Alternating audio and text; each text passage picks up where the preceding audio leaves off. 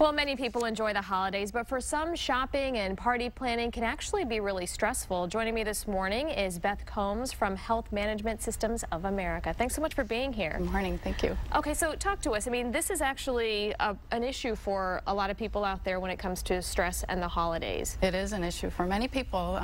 Typically, there are a lot of people that experience just regular stress with trying to get too many things done with very little time. So what we try to do is really try to enforce people to really think about a couple things. The first thing is to really remember what is important, especially after yesterday's events in Connecticut, to really think about the holidays as being a time to renew, to reconnect with people, the people that are important to us, and to not pay too much attention to the glamour and the meals and the gourmet kinds of stretching ourselves too far. So we try to help people think about what is really important. The other thing to think about is really what kind of expectations you have for yourself. So we tried to think about there isn't anything such as a perfect holiday.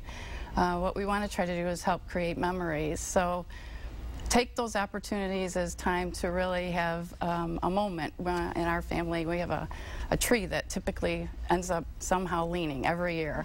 And one year, the tree, while my kids and my husband were watching TV, the tree fell over, and we all watched it and thought, well, now there's a memory for us. That was about 15 years ago. My kids are in their early 20s, and they still talk about that. So try to not stress so much about having the perfect tree, the perfect meal, the perfect place setting, and to just take the moment.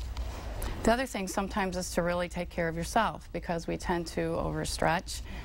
We try to do too many things in a short period of time, so self-care is really important, and it doesn't have to be complicated. 20 minutes of a walk or a time by yourself, or to sit on the couch and watch the tree that's not lopsided when you're sitting 25 feet away from it. Those are helpful tips too. And sometimes people who are dealing with this may not want to even talk about it. So for people who may see it within their family, good idea to just have a conversation? Absolutely. And to notice what's happening. If you find one of your family members is a little quick with a remark or seems to be on edge, it's to reach out and to accept the support that you get from people so that we can breathe and get through the holiday. And then what we typically see is an increase in calls in January when people start to think about, I really got through that and I want to make a change. All right. Thank you so much for the advice. Thank you. Important for all of us to keep everything in perspective. Absolutely. All right. Thanks so much for joining us. Malcolm, over to you.